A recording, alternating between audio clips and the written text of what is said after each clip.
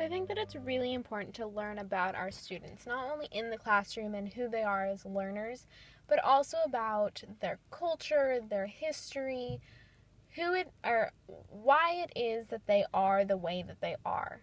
Um, a lot of times, behavioral problems or bad grades can be linked to things that aren't about the classroom at all.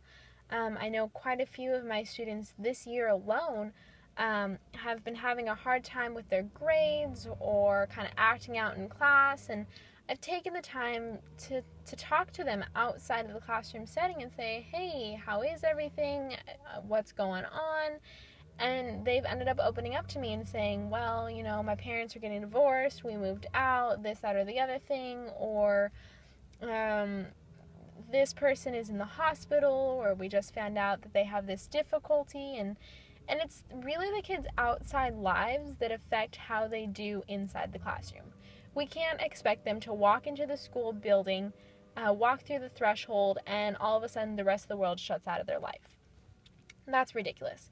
Even as teachers, we can have a hard time shutting out the rest of our life from our work life. You don't just walk through the door and all of a sudden everything that's been bothering you just magically disappears. We as adults have a better time, a better way of managing these things, and we can file them away as needed. However, our students are still learning those skills. They're still learning how to manage the different aspects of their lives so that they can succeed in one area or another, or to not allow things to affect them 100% if they're not things that they can truly control. So getting to know your students, what's going on in their lives, how they grew up, who they've grown up with, all of these things help us understand them better. I know it takes a lot of time to truly learn about your students in that way. One good way to at least get a start is to have kids fill out surveys in the beginning of the year or the beginning of the class, whatever it may be. And did they just ask some random questions like what are their interests, maybe who they live with, what they like to do in their free time, some of those things. And that can give you at least a start as to who they are. And then you can kind of throw in some of those things, see if you connect. I know for me, one of my kids is into the Sea Cadets, which is a program put on through the Navy for kids who are interested in navigation and all that fun stuff. And he found out that my fiance and my sister were in the Navy, and immediately we had something to talk about. We had something to connect with.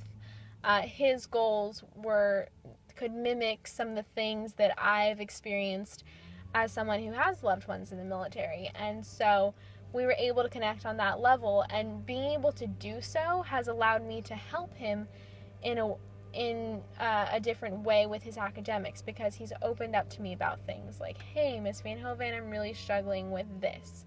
But before we had made this connection, he was very standoffish. He didn't talk to me as much. So building those connections with students is incredibly helpful, and it helps to build trust. And trust is very, very important in the classroom. If students don't trust you, or if you don't trust a student, it throws in a wrench in relationships, and it makes it difficult for people to connect to each other and understand each other. And if we can't trust each other, then how are we really supposed to learn? And it's not that I'm just teaching and they're learning from me, but I'm learning from them as well. So establishing this trust is really, really critical.